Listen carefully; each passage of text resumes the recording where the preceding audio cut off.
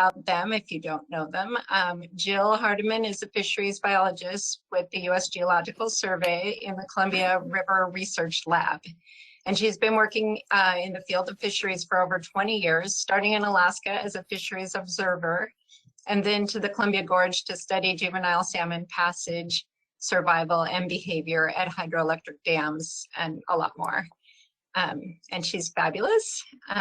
Ian Jezorek is a fish biologist with over 25 years of experience from small streams to the Appalachians and rivers of the West Coast. He also works for the U.S. Geological Survey in the Columbia Gorge, primarily studying juvenile salmon populations and behavior. I apologize, we're experiencing difficulty. I'm no longer able to share your camera, that's okay. You don't need it.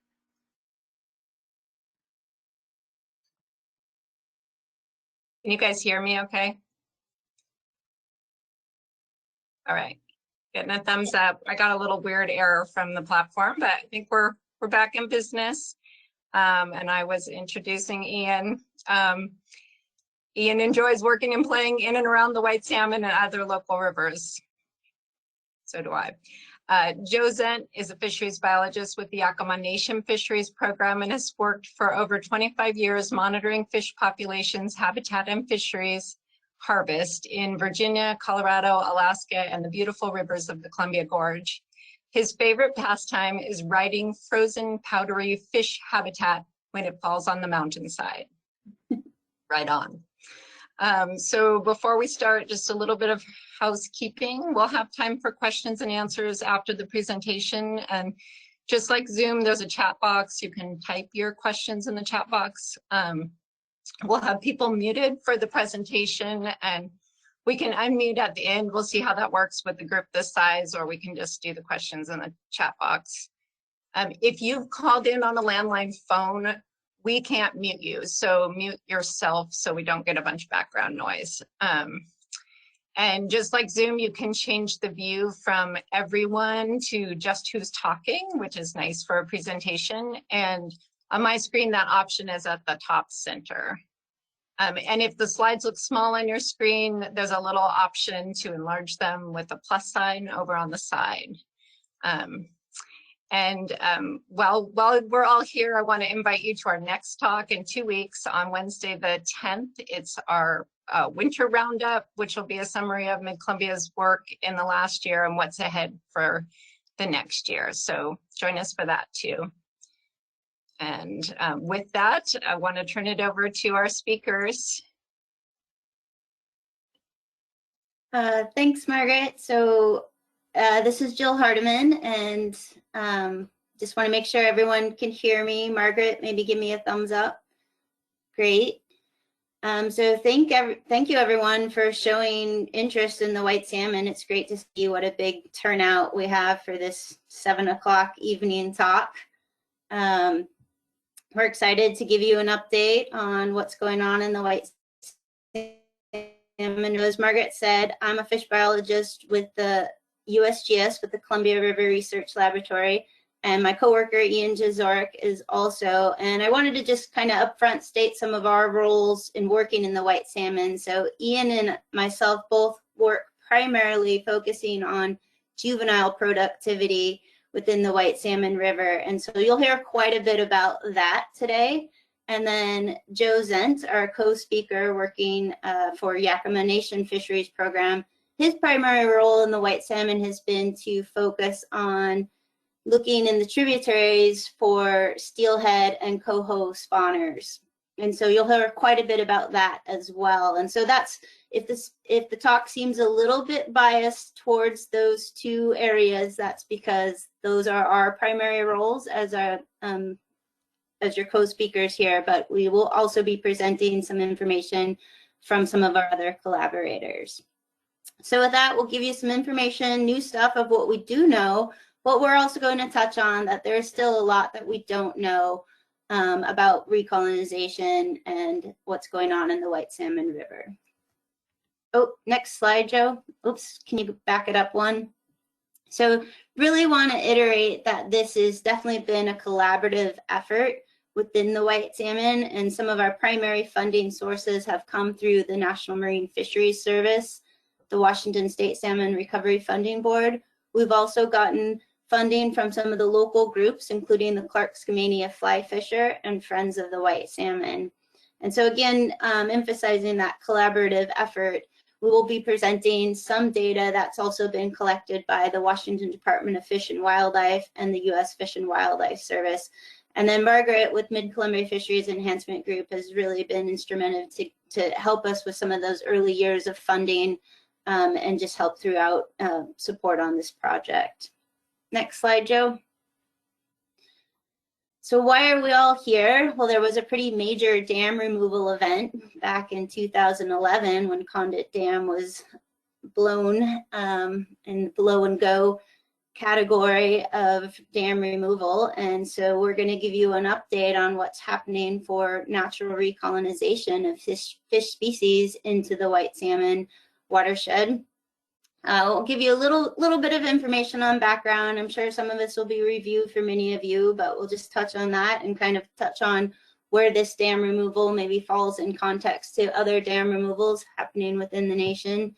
Give you some more specific information on the methodology we use to monitor within the white salmon, give you some results to date, and also maybe not maybe, we're going to end on what we don't know. So dam removals in the U.S. is kind of on an upward trend, and actually to date, over 1,700 dams have been removed in the U.S. However, very few of these have been scientifically evaluated. And more dams are slated to be removed all the time, including the Klamath River dams. And I just want to point out, in 2019, there was actually a record number, 90 dams were removed across 26 states. And in 2020, the number was still fairly high at 69 dams being removed from 23 states. And so we look at the dam removal on the White Salmon River as a real opportunity to learn more about natural recolonization after a major restoration event, such as dam removal. And again, the white salmon is kind of unique, and fish passage had been blocked for nearly 100 years in the river. So fish recovery in the white salmon, the location of the White Salmon River is actually, it kind of spans between multiple recovery domains. So we're receiving fish stocks from the lower Columbia River salmon recovery units, as well as fish that are in the middle Columbia River steelhead recovery unit. And so the unique nature geographically of where the white salmon is, it's really kind of in this transition zone between the wetter west side moving towards a drier east side, and we actually get a mix of species coming from lower and mid Columbia River areas. And so prior to dam removal, one of the big questions from that is, what are the fish, and where are they coming from? Where's their origin genetically? Who are coming back and recolonizing within the white salmon. So prior to dam removal, a multi-agency work group, which included federal agencies, state, tribal, and nonprofits, agreed to look into or to just remain with a natural recolonization strategy for some time after the dam removal, at least 5 years, and then reassess after a period of monitoring has been done, so we can inform potential future management decisions. And so we call this recolonization strategy, natural recolonization, kind of a rewilding to see which fish are coming back naturally from the existing runs in the main Columbia River and actually going back into the white salmon, spawning and reproducing. Next slide, Joe. So historically, the White Salmon River has supported a number of anadromous species, including fall Chinook salmon and the native Thule stock, which was called the white salmon, which is where the white salmon got its name from, because its flesh is more of a much paler color than some of the other salmon species. It also supported spring Chinook salmon, summer and winter steelhead, coho salmon, chum salmon, bull trout, cutthroat trout, and Pacific lamprey, as well as brook lamprey. Many of these species, which are indicated here by the asterisks, have all been listed as threatened under the Endangered Species Act.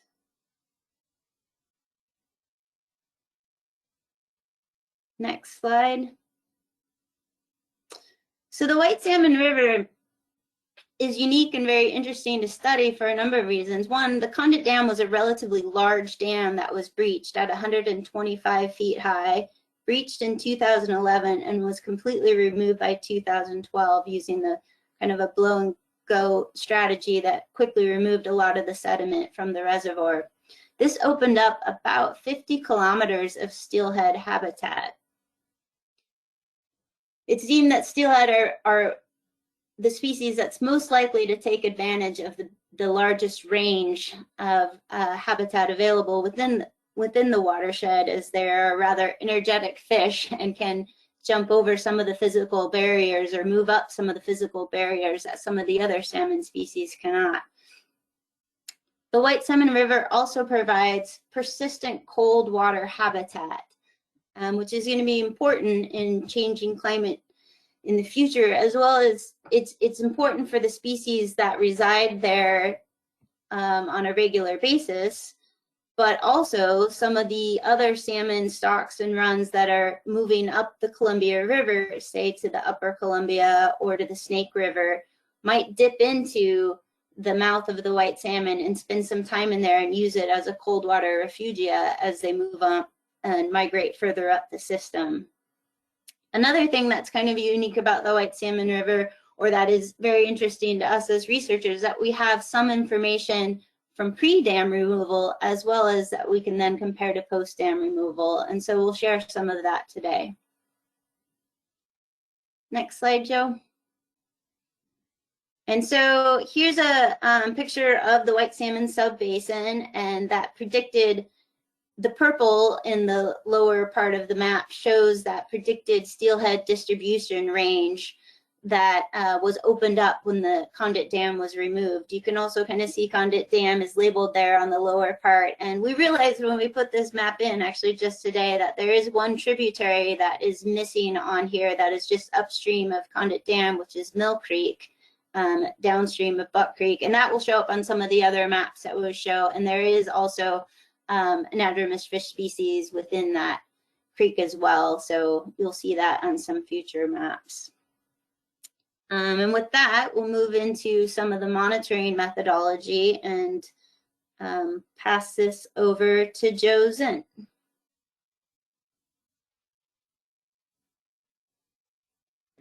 Okay, thanks, Jill. Can everyone hear me okay? Yep. All right, good. Hi, thank you, Margaret. Hi, everyone. Yeah, I am here to talk about our monitoring results, specifically about our adult salmon and steelhead spawning surveys. Ian will end the talk talking a good bit about what we're able to learn about juvenile production in the White Salmon Basin. But first, I'll tell you how we try to find where adult salmon and steelhead are returning to and spawning, and we'll cover a little bit about Chinook and Steelhead and Coho. Get my controls back in order here. So one of the common methods that are used for monitoring adult salmon and steelhead are red surveys or spawner surveys or red counts, and red is spelled R-E-D-D, and that is one of the gravel nests that salmon and steelhead dig in the river and lay their eggs in. You can see some pictures of them here.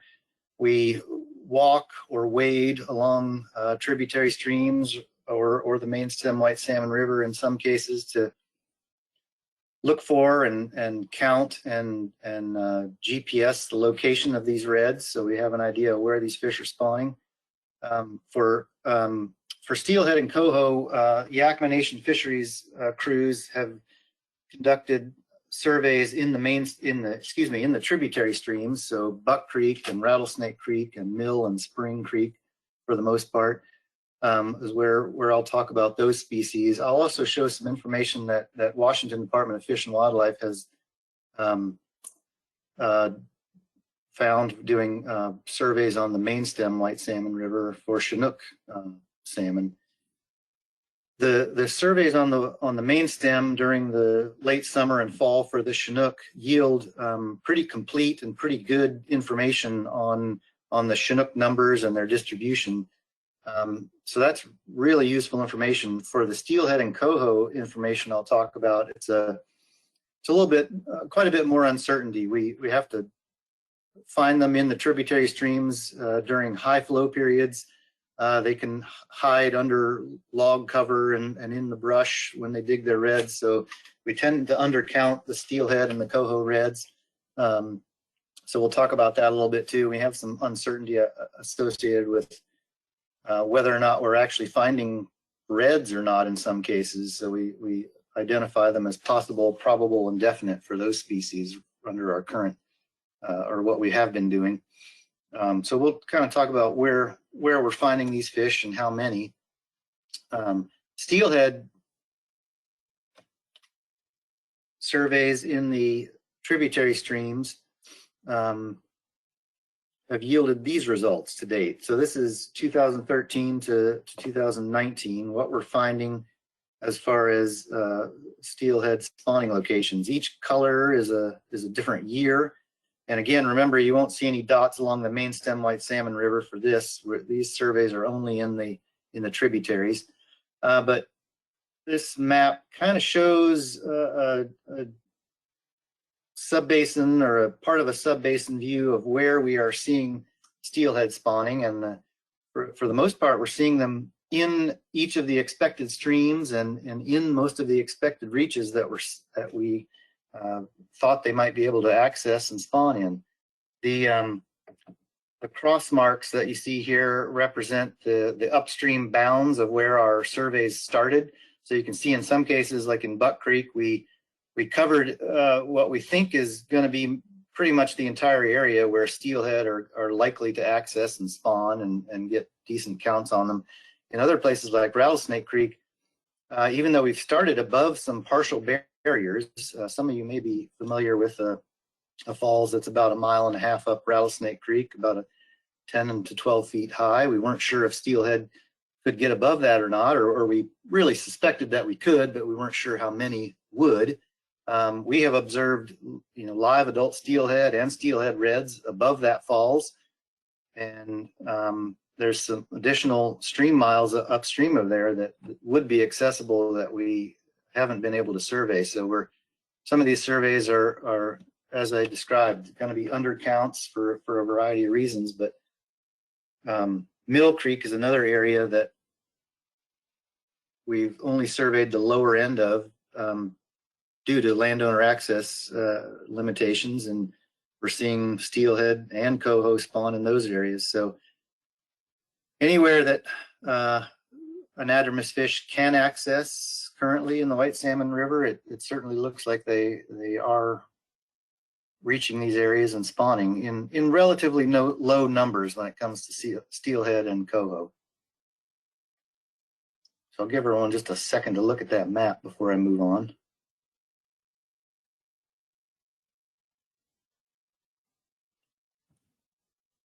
As far as trends in red counts that we've seen since dam removal, we saw a bit of a bump up in the initial years immediately after dam removal, and then perhaps a bit of a downturn depending on which stream you're looking at and which count you're looking at. The graphs I'm showing here have reds. The red counts is on the y-axis, or the number of reds that we counted each year, and then of course year is along the x-axis, and then the blue and the red indicate sort of different levels of certainty that we identified with those reds, whether that we think they were definite or probable or just possible reds.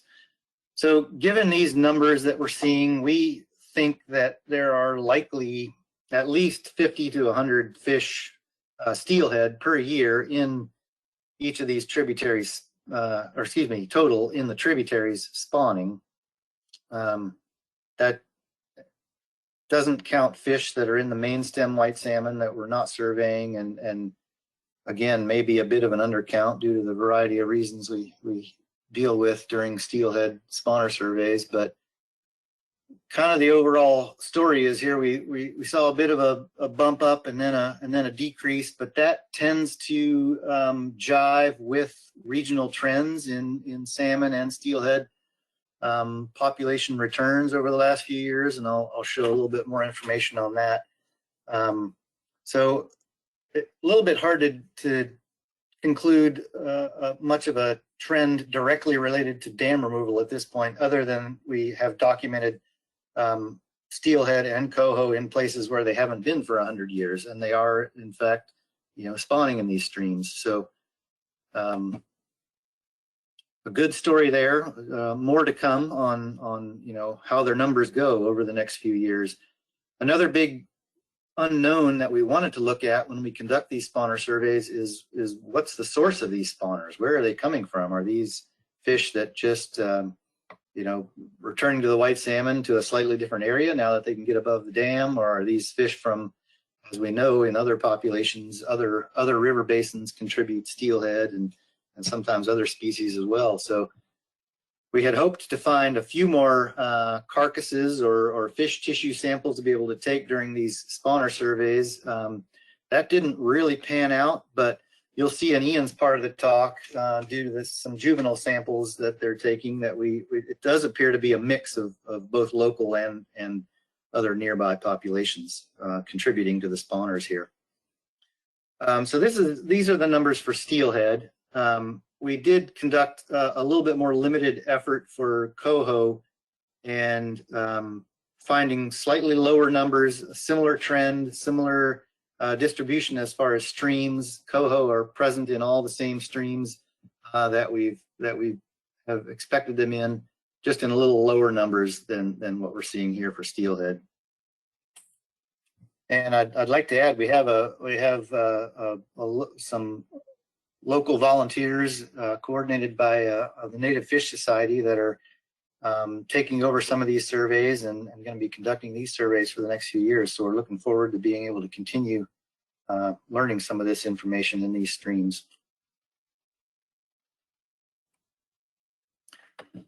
So to talk about Chinook salmon a little bit, as Jill mentioned, there are both native spring Chinook salmon and native Thule fall Chinook salmon in the White Salmon River.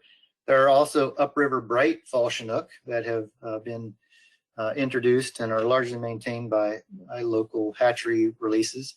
You can kind of see the numbers there kind of indicate the average run sizes over the last number of years. This map on the right here shows just the first few years after dam removal where Chinook salmon spawned. So you can get a feel for what they did. Again, every year is in a different color. So you can see that they did expand their range up above the former dam site down here at about 3 miles above the mouth. And they're even found in some somewhat rare instances up above Hewson Falls. We think there are some spring Chinooks spawning up there in relatively low numbers, but they are coming back. You'll see a whole lot of dots here in the lower White Salmon River below Condit Dam. The vast majority of the spawning by Chinook salmon, and it's mostly Thule and upriver bright fall Chinook salmon, is below the dam site, and that habitat has changed a great deal in the last few years since dam removal. Prior to dam removal, it was a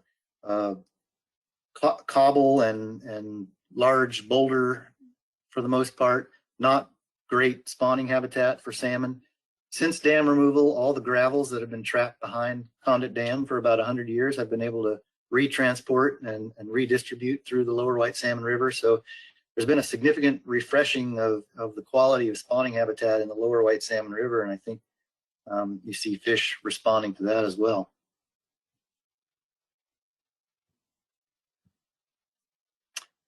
WDFW monitors Chinook salmon spawner abundance and has done so over the long term. They've conducted these surveys since the 1980s. U.S. Fish and Wildlife Service did them for a few years in the years immediately before and after Condit Dam removal, but WDFW has picked that back up and is continuing those. So it gives us a really nice long-term data set here. So, you know, as to the question of what has Condit Dam removal done for Chinook salmon, you can see where in time Condit Dam was removed there in 2011 and 2012. Even though you see some pretty big spikes, especially in the bright fall Chinook numbers following dam removal, those follow regional trends and we think are largely due to ocean conditions. Obviously, there's more habitat available and those fish are using it, but it's going to take a few more years of monitoring to really iron out a long-term trend in what's happening in the White Salmon River. There's just simply great year-to-year fluctuation in salmon populations, which is something that requires us to monitor for fairly long periods to be able to determine sort of signal from noise in many cases. So while we think we have some increases here, it remains to be seen in the long term how these fish populations really respond. This is a breakdown of each of those three Chinook salmon runs over the last 3 years, and this is some data from Elise Oak at Washington Department of Fish and Wildlife and their recent surveys, and it shows the breakdown of hatchery and natural origin fish. So hatchery and wild fish, what's contributing to the returns on the spawners in the White Salmon River. You can see for the native Thule fall Chinook over here on the top right, that's largely in most years dominated by wild fish, natural origin fish. Spring Chinook and upriver bright fall Chinook have a lot of hatchery strays coming into the white salmon. Those fish are largely from little white salmon hatchery that releases those types of Chinook salmon. So that stands to reason that we see some of those fish in the nearby White Salmon River. And you can see that overall these Chinook numbers are just, far, far higher than what we're seeing for coho and steelhead to date. This is a quick look to help you understand how this fits in with regional trends. This is the Bonneville Dam counts for each of these species we're talking about, Chinook, coho, and steelhead. And if you recall, that sort of a similar pattern, pretty, nice little bump up in the years following the Condit Dam removal, followed by a bit of a downturn in recent years. We think that's largely ocean conditions. It mirrors regional adult salmon and steelhead return trends. And, we think there's more to see coming on that. And with that, I will turn it over to Ian Jezorek, who will talk about the little guys. Okay, thanks, Joe. Can you all hear me? I can. Okay, Yeah, very you're good. loud and clear. You speak for everyone. So thanks, Joe and Jill, for getting us to this point. Thanks, Margaret and folks at Mid-Columbia for putting this on. And thanks everyone who's out there listening for your interest and support of the White Salmon River. So as Joe talked about, adult monitoring, particularly of steelhead and coho, can be quite difficult.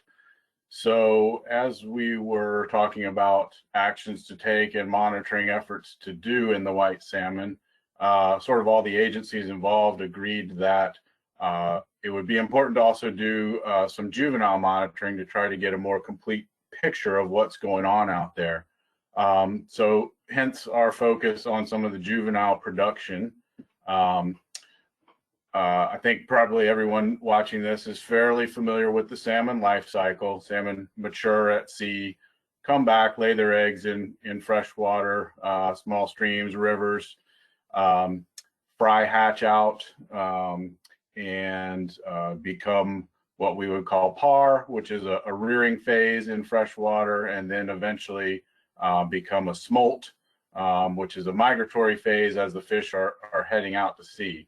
And really what we're focusing on with our monitoring, the stuff that Jill and I work on, is the fry, par, and smolts. And depending on the species and the run of fish, things like freshwater rearing duration, spawn timing, age to adulthood, and migration time can vary considerably. And these traits collectively are called life history.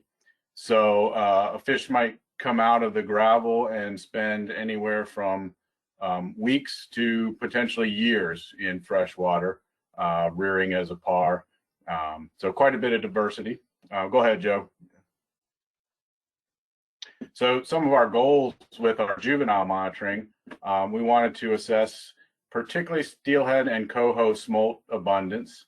We want to know something about species composition within the river and life stages, all of this at a site in Lower Mainstem River, river kilometer 2.3, so a couple kilometers below the site of Condit Dam.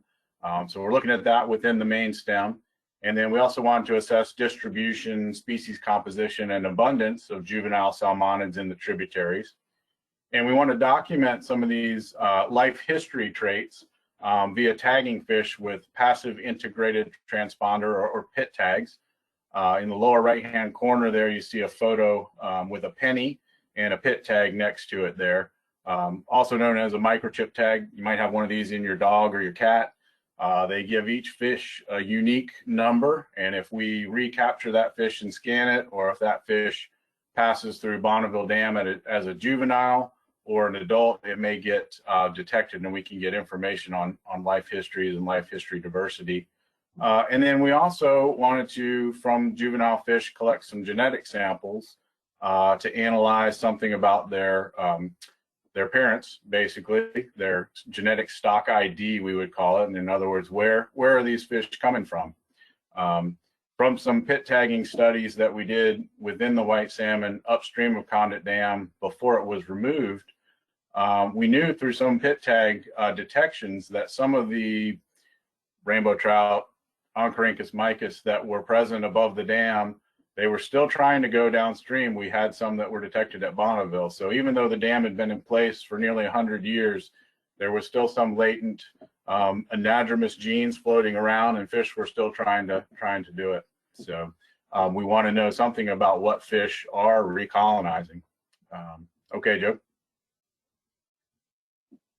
So the methods we use to do this, two primary methods. One is a rotary screw trap. You see a photo there on the top. That's we run that at river kilometer 2.3 by the old hatchery raceways, and that's where we're assessing smolt production, species composition, and use of the main stem by life stage. And then we do what's called backpack electro fishing surveys, where we go out into the streams and wade and collect fish, and again getting distribution, species composition. And then at two sections, one each in Rattlesnake Creek and one in Buck Creek, we're actually getting some abundance estimates in those sections. Okay, Joe.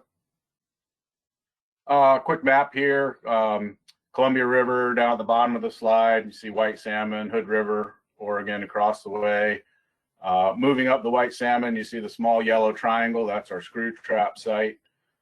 There's a number of, well, there's a couple, two red dots there. Those are our two abundance electrofishing sites, one in Buck Creek, one in Rattlesnake Creek. And then there's a number of white dots on the map where we've gone out and just looked for fish to assess distribution, range, and to get pit tags in fish and see what's happening life history and diversity wise, and to collect genetic samples. All right, Joe. So some results from our screw trapping. We run the screw trap in the spring when smolts are out migrating, heading to sea. And this graph here shows since 2016, some results that we've gotten for steelhead shown in the black bars there and coho in the hashed bars. 2017, you'll see there's a gap there with an NE. That's for no estimate We did fish the trap during 2017, but we had such high water through the spring. We had a difficult time getting our hands on many fish. We had to stop trapping for periods, and we just weren't able to get an estimate there. And then 2020, this past spring, we were days away from deploying the trap, and COVID reared its ugly head, and we had to cease operations for the season. But we're going to be back out there this year. So far we have 3 years with some decent smolt estimates. Kind of like Joe was mentioning with the steelhead spawning surveys, 2016 to 2018, a little bit of increase in numbers, and then dropping off a little again in 2019 for the steelhead. Coho relatively stable there. How do these compare to other local rivers, say the Wind or Hood or Klickitat?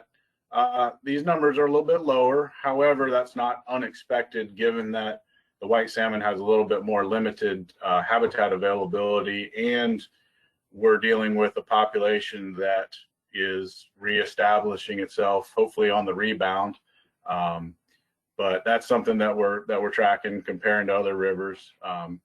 So we have these estimates. We have captured also Chinook salmon fry at the screw trap in all years. So that's from fish that have spawned upstream of the screw trap location. We don't get any sort of estimate on the fry. The screw trap, particularly in this location, is not a particularly effective tool for doing that. But we do capture them, get genetic samples. And then diversity-wise, we've had steelhead, coho, fry, par, and smolts captured in all years. So we're getting multiple life stages utilizing the river, the main stem of river down there. Joe mentioned, and Jill, about how, take the dam out and you get increased sediment, and it has changed, I think, for the better, the lower river for spawning and rearing.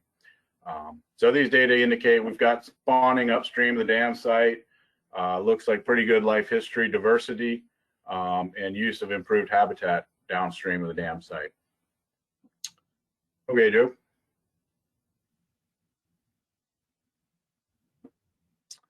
So from the smolts that we've tagged at the screw trap, we pit tagged those fish, and then we have had some of those fish return and be detected at Bonneville Dam as adults, which is pretty cool. One of the metrics that folks who monitor and track fish populations use to track them through time is something called a SAR rate, smolt to adult return. And that's simply, the percentage of fish that you tagged as smolts at a given location, and then their return to, in this case, Bonneville Dam. So we have some SAR rates for a few of the years. For steelhead from 2016, and for coho from 2016, 2018, and 2019. We're lacking 2017 because, as I mentioned, we had sampling problems with the high water and just didn't get many fish tagged. And then steelhead from 2018 and 19 could still be returning, so we don't have complete data on those yet. But for what we do have, our SAR rates are about 2.5 to 2.7%. That is maybe a little lower than you'd really like to see. However, the uncertainty in our sample is a little bit high due to low sample size. But these values are pretty comparable to other local rivers recently with the somewhat poor ocean conditions. So we think we're probably in the ballpark, and it's encouraging to see that it is happening. So some adults are coming back, at least to Bonneville. Okay, Joe. So here's a data slide showing some of our results from electro fishing. Two graphs there. The top one shows Rattlesnake Creek. The bottom one shows Buck Creek. And we've got different colored bars there for age 0 or basically steelhead fry in the black. In the light gray, we've got age 1 and older steelhead, so par steelhead. And then the sort of medium gray are coho. And then both creeks, we have some pre-dam removal data. In Rattlesnake Creek, we've got 5 years, 2001 through 2005 we monitored. In Buck Creek, just 2 years, 2009 and 10. But in any case, some interesting results here. The biggest standout is pre-dam, there were no coho in Rattlesnake or Buck Creek because they couldn't get there. And now we have found juvenile coho in both Rattlesnake and Buck Creek. In Rattlesnake Creek, we've found coho there in 3 of the 5 years that we've sampled post-dam removal. In Buck Creek, 4 of the 5 years. This past year, 2020, we did not find any coho at either of these sites. And then a little bit of a mixed bag here. What you see on Rattlesnake Creek looks a little bit alarming there with the H0 steelhead in a pretty sharp decline. However, a couple of reasons that's not an immediate cause of concern. Basically, that's sort of paralleling some of the regional trends with reduction in returns. The other thing is the variability that we have there is within the range of what we saw pre-dam removal. So production seems to be somewhat similar. In Buck Creek, on the other hand, we've had greater juvenile salmonid abundance post-dam removal than pre-dam removal. Particularly add in coho, and there's quite a few more fish there at that site. And that's been much more steady there with the H0 steelhead. So sort of a mixed bag, but we have confirmed that steelhead and coho smolts are coming out of Mill, Buck, and Rattlesnake Creeks. We have had a couple of coho salmon that we pit tagged in tributaries that have returned to Bonneville Dam as adults. And we've also found coastal cutthroat I think in Mill, Buck, and Rattlesnake Creeks, all 3 of them. Mill Creek in particular seems to have a fair population of coastal cutthroat as you get up high there. So go ahead, Joe. So some additional interesting information that we've gathered. We have caught 2 bull trout at our screw trout. Both of these fish appeared smolted, which is to say they were silvery, somewhat elongated, thinned out on their way out to sea. Both were pit tagged, and one was actually detected at Bonneville Dam at a juvenile passage detection site just a couple of days after tagging. So assuming it was expressing anadromy. We don't know for sure if these bull trout originated from the white salmon or possibly ducked up into the white salmon, but in any case, it does show some bull trout use of the white salmon. Cutthroat trout, we've captured 1 downstream migrant at the screw trout, and I do know of 2 adult cutthroat that have been angled at the mouth of the river. Again, don't know for sure if they spawned in the white salmon or not, so still looking to see if we can document anadromy of cutthroat from the white salmon.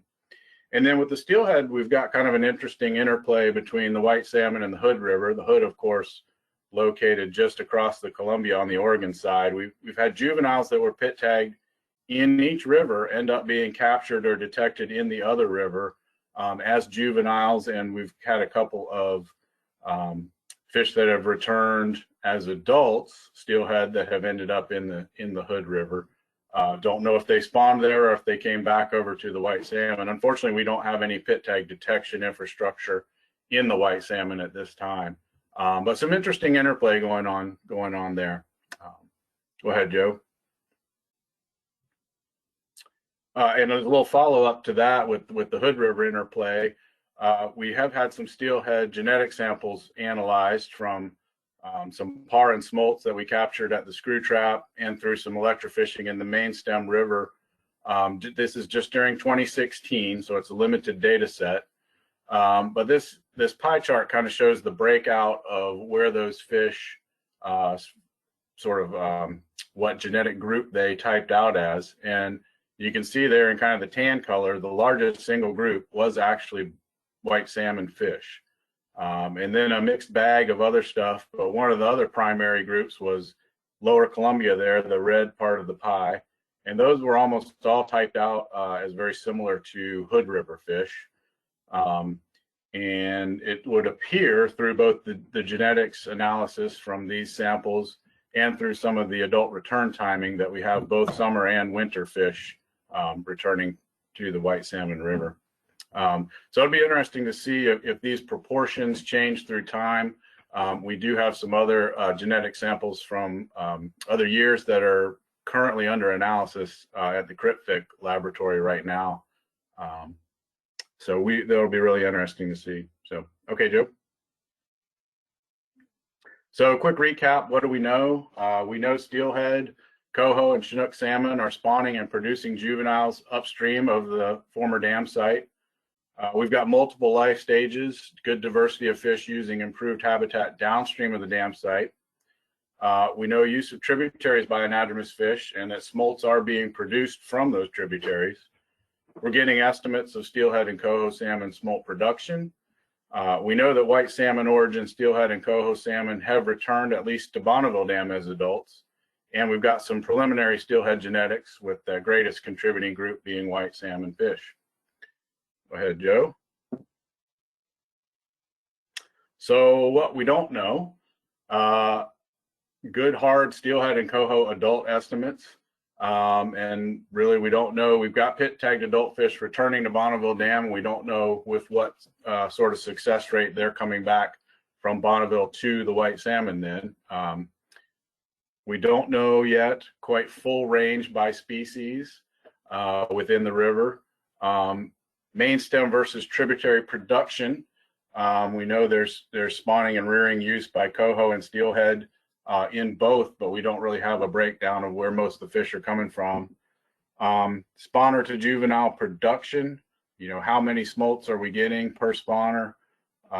Because we have a limited data set so far, we don't know full smolt capacity, full seeding, carrying capacity of the basin.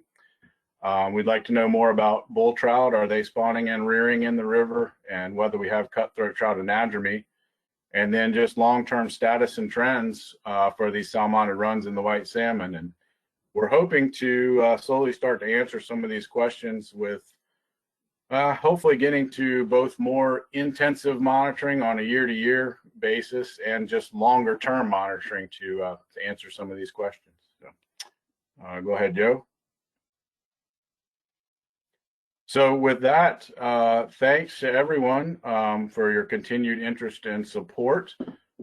We do have, Jill and I have published a couple of USGS open file reports that are available online here, and our contact emails are all listed here if anyone wants to get a hold of any of us and talk specifically.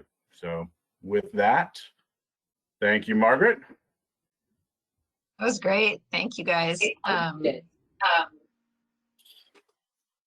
think I have an echo.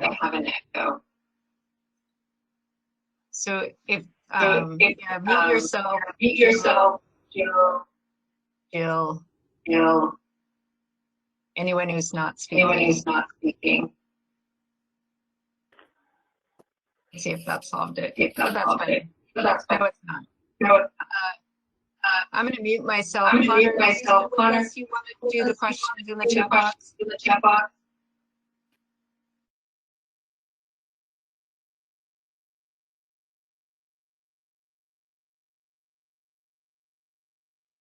Yeah, I can do that.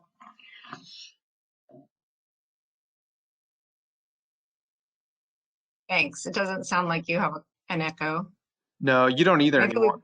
I went back to muting. Okay, good. All right, great. Thank you. Okay, that was really great. These reports are linked also on Mid-Columbia Fisheries website, and I'm going to try to beg our presenters to let me put this presentation up on our website too. So very informative.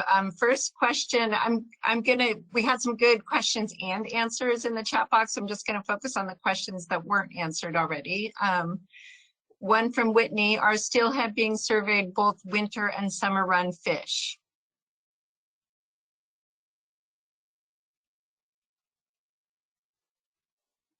Yeah, can you hear me? Yeah.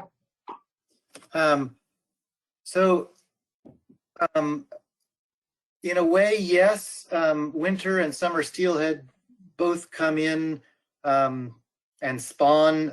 They come into freshwater at different times of the year, according to their names, but they end up mostly spawning around the same time of year, at least in this part of the world.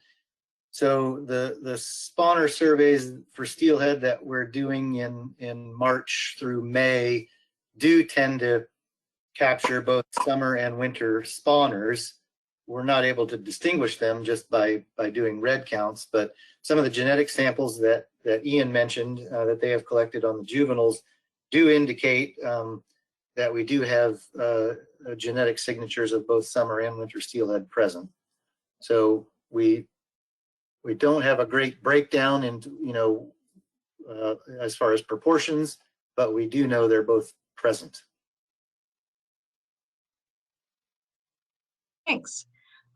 Jeff has a few questions. I'm just going to pick a couple of his and we might go back to him. He's wondering about fishing regulations and if it's legal to fish in the watershed below barriers. And if yes, is it legal to harvest any of the species in the river? I know that's not y'all's expertise, but you might know anyway.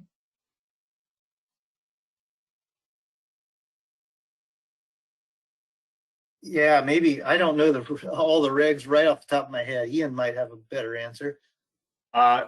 So this is Ian. I'm actually not totally sure what the regs are. They've been changing a lot recently, actually regionally, due to some of the downturns.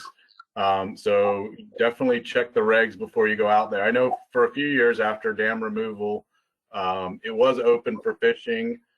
In fact, even for retention of hatchery fish, but I don't know specifically what it is at the current moment. Thanks. Another question from Jeff, have exotic species moved into the white salmon watershed? And if yes, are they competing with natives for resources and or consuming them?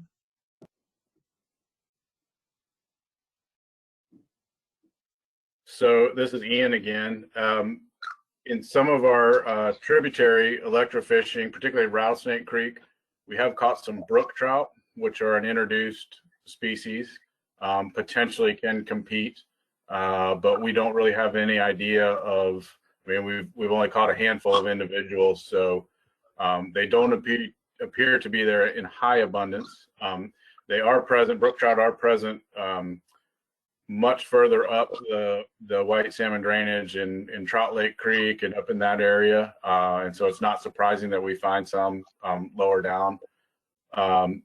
Nothing though like no smallmouth bass or channel catfish or anything like that up in the white salmon. It's pretty cold for the warm water species. Great, thanks. Andrew, how do dams on the Columbia impact recovery? Is it possible we'll ever delist white salmon fish runs with dams on the Columbia?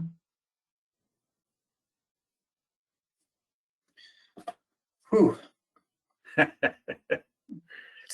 Tune in next week for that talk. Yeah. That is a big question. That's Big question. Luckily, the white salmon just has one main stem Columbia Dam for its fish to navigate. That doesn't always mean things are peachy keen. So in general, there's less of an impact to the white salmon fish, but still an impact.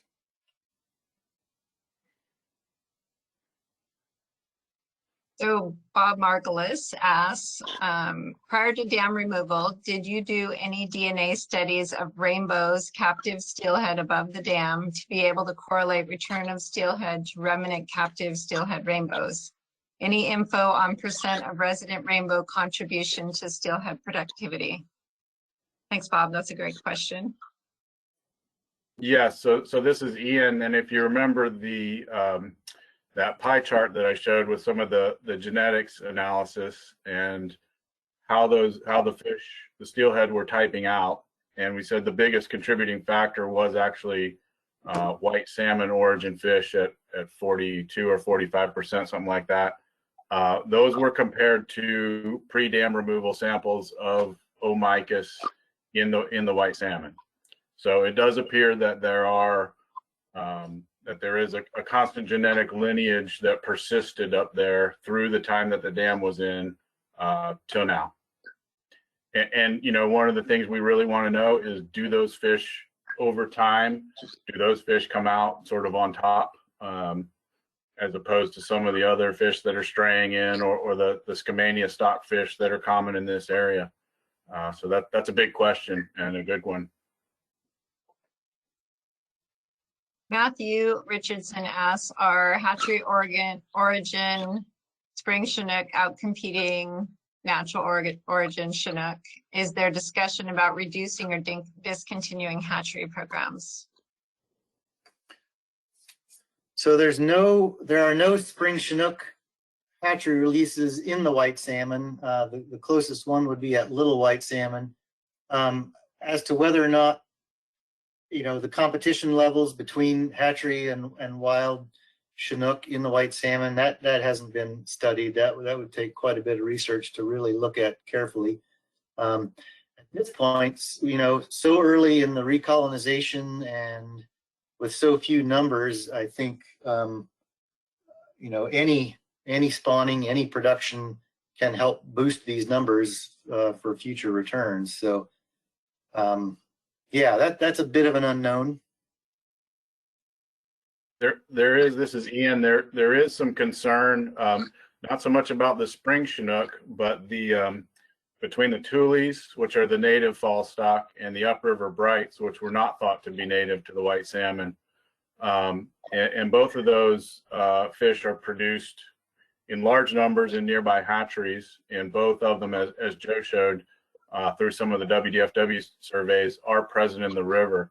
And there is concern about the upriver brights either outcompeting or hybridizing with the Thules.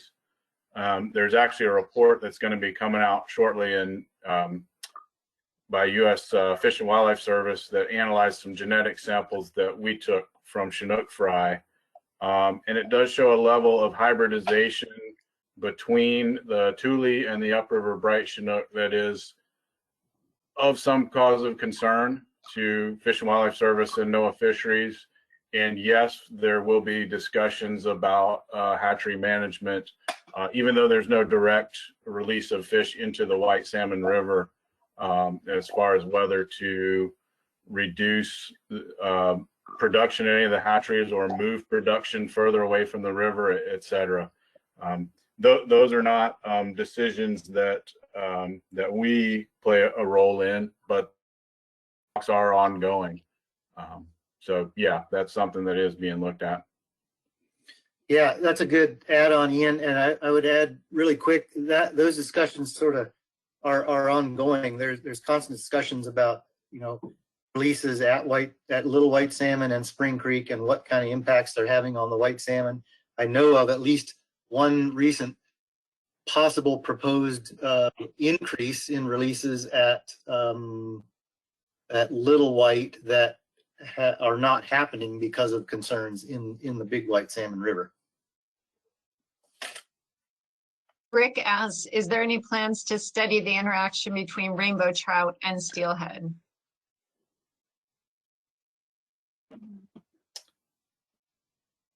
Ian? Well, I would say that yes and no. We are studying rainbow trout and steelhead. They're all Oncorhynchus micus. Resident rainbow trout can have steelhead genetics in them and become anadromous, and fish from anadromous parents can residualize. We are not currently, we don't currently have funding and the sort of study design to exactly document through tagging and mark recapture how many resident fish and how many anadromous are there. We know they're both present, but our main goal, it really is abundance of Omicus and in the tributaries, and then abundance of smolts out migrating. So probably not getting to the sort of resolution and level of detail that you're thinking. That would take a whole lot more effort, much bigger study design, and well, a lot more money than we have. So that is a question everywhere that there are Omicus is what's that dynamic between resident and anadromous, and how does it change through time, and people have spent their entire careers on that, and there's much debate about it. So it's a great Felton question.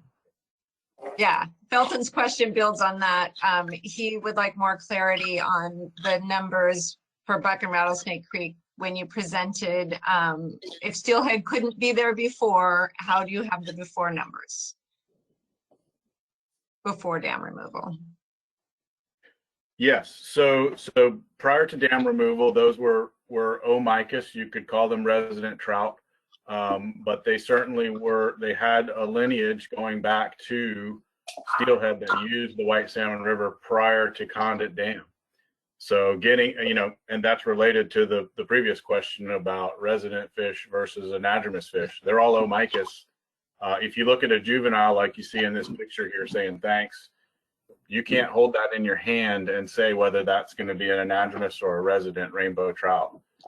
So the pre-dam removal data that I presented from Rattlesnake and Buck Creeks, it's on omicus.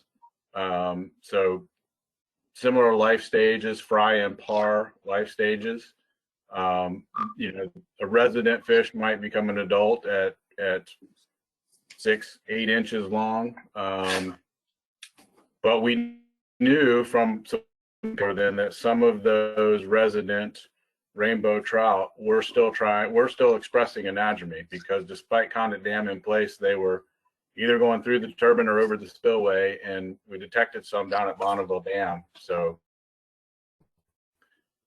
that was that anadromy. Well, wouldn't you just say there you surveyed omicus on the graph as opposed to saying you surveyed steelhead prior to dam removal? I'm sorry, I didn't quite catch that. I'm saying, shouldn't the graph just say you've surveyed the numbers of omicus as opposed to saying you surveyed the steelhead?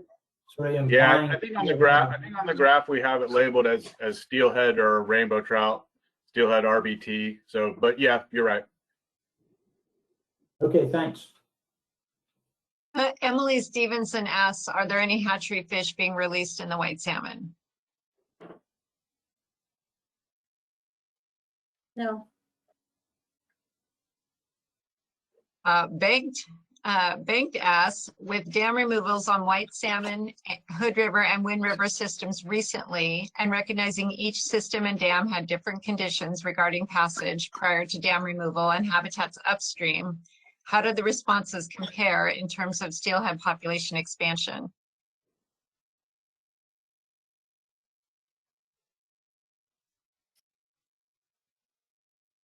Well, they're very different systems in that the dam removals on the Hood River and over in the Wind were not complete barriers. So I'm not as familiar with the Hood. On Trout Creek in the Wind, where Hemlock Dam was removed, preliminarily it appears that that has increased both adult and juvenile steelhead in Trout Creek. We had there's a much longer data set of pre-dam removal data there to compare to. There's also a much better control in that particular study with the rest of the Wind, whereas the white salmon, we have much more limited pre-dam data, and obviously there were no adult salmon or steelhead making it above Condit Dam. So and we don't really know yet what our full trends are in the white salmon. We just haven't had enough time yet. So hopefully we see a similar trajectory that we think we're seeing in Trout Creek. Jim Byrne asks if there are any plans for a pit tag array in the white salmon itself in the future. We would love to have it or have some. We have not as of yet. Although we've had some interest, have not as of yet had enough money to do that. All the agencies that are working to do this are scraping by with barely enough funds to do it. Jill and I, we're going to be doing our screw trapping again this spring, and past that point, right now we don't have any money to continue. We've got a grant application in, and we will probably apply for some other stuff, but there is no steady stream of funding. So unfortunately, at this point in time, no. We'd certainly like to do it, and we're open if anybody hears about any particular grant requests or anything like that. We will certainly apply, and we will be. But as of now, no. No plans, just dreams. Bob Margolis asks, any idea how resident white salmon steelhead returns compare to those on the Elwha? Can we make any good generalizations?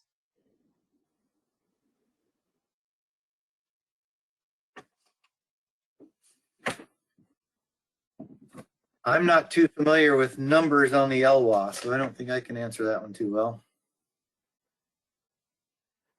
Yeah, I think numbers wise on the Elwha, they've seen a little bit more of an increase, of a rapid increase.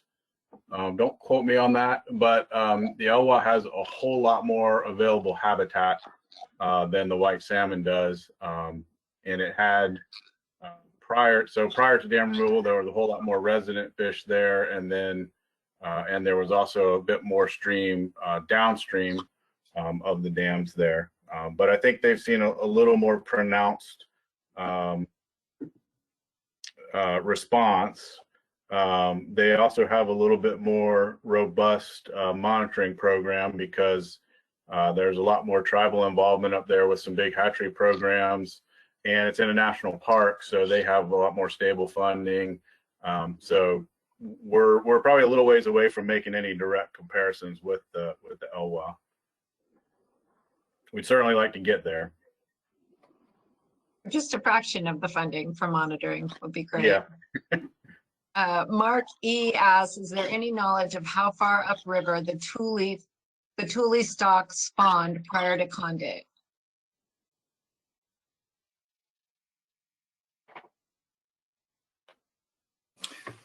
Sorry, say that one again, Margaret. How far up did the Thule spawn prior to the removal of Condit? Basically up to near the base of the dam. Right. So River Mile 3. Belton asks, how were the adult Chinook populations of reds in the main stem surveyed and determined? The only thing surveyed in the main stem is the Chinook salmon. That's done by WDFW, and they raft the river to do those counts. I thought I saw Elise Olk sign in at one point this evening. If she wants to chime in, feel free. Elise, are you here? I also saw that. She might not be here anymore. Jim wants yeah, to can you know. hear me, Margaret? Oh yeah, there you are. Yeah, Hi. hi. Great presentation, you guys. Yeah, I can speak a little bit on that as far as the surveys go there. So basically, these surveys are conducted from Hewsum to the mouth. We raft the river, looking for reds, carcasses, and lives.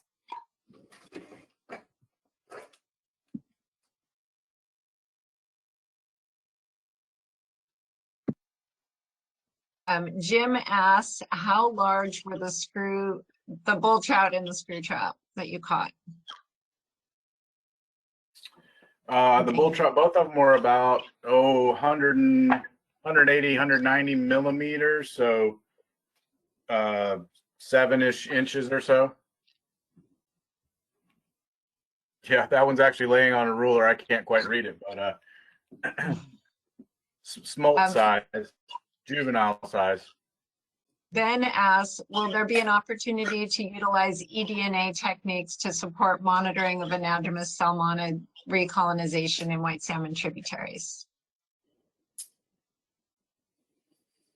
Good question. Yes, the opportunity's there.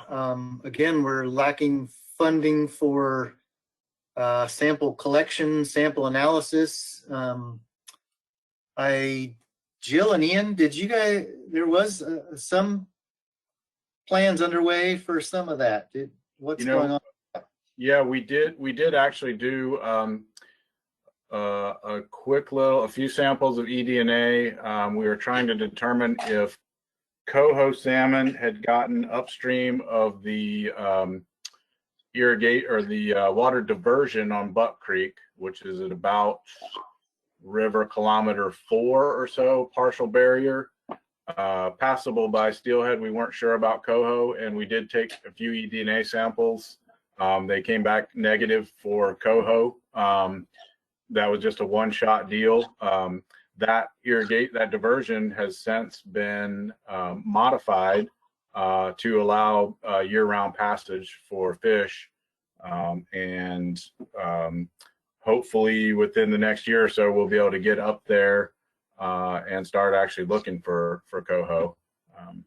Because of the nature of our studies, in some cases we're trying to determine actual abundance of fish, and then we're also wanting to pit tag fish. So we very much do, and get genetic samples, we very much do like to get our hands on things, on fish, but eDNA could potentially have a role as far as determining farthest upstream extent distribution of fish, particularly for the salmon species.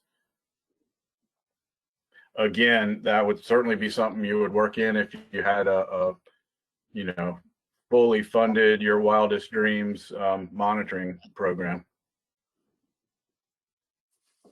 Justin asked, do you view the last 10 years as a success? What were your expectations? I'll say yes. I view it as a success. I would agree. I'd say yes. I mean, there are fish, anadromous fish, where there weren't anadromous fish. We know that, smolts are being produced. We've had some adults back to Bonneville. The fish are doing what you would expect them to do. It's been a tough number of years regionally due to ocean conditions and some in-river migration conditions in a couple of the years. But some of the data is tracking regional trends. Those SAR rates that I presented are similar to some of the local rivers. So I think yes. I think there's a little bit of half empty, half full sort of way you can look at this, and only time and future monitoring will really tell how well this all plays out. But so far, I think there's reason for encouragement. Thanks, Ian. I agree. Emily Stevenson asks, are the habitat limitations primarily natural or something that can be improved upon with management? There's some of both. There's still one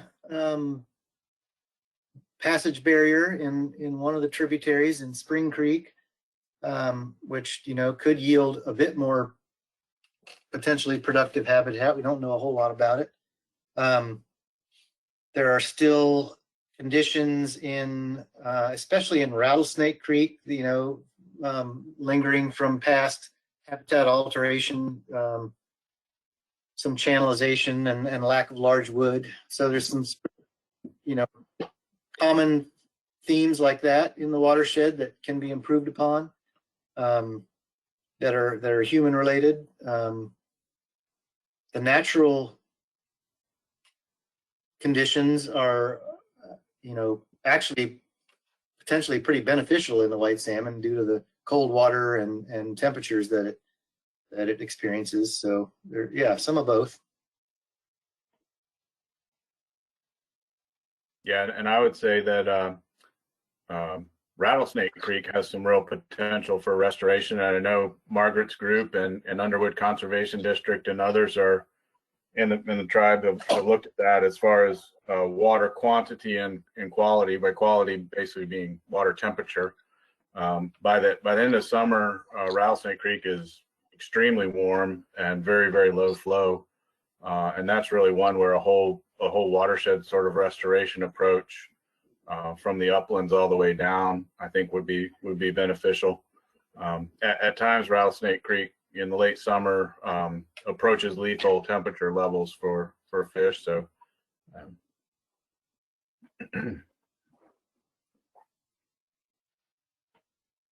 That's our last question, and I want to thank our speakers. You guys did a great job. You're so knowledgeable, and it's just fun to hear a summary of the science. And I want to thank everybody who came and spent a good part of your evening with us. There's so much interest in the white salmon, and that in itself is inspiring and exciting. And I hope that, you know, the folks that are doing this good monitoring work can keep piecing together little bits of funding to keep it going, because it is really important information for us to have. So thank you, everybody. Please join us in 2 weeks for the Mid-Columbia Fisheries Winter Roundup. Different topic, same time. Thanks, Thank you. Margaret. thanks, Margaret. Thanks a lot. Very good. Thanks, everyone. Good evening. Thank you. Buenas noches.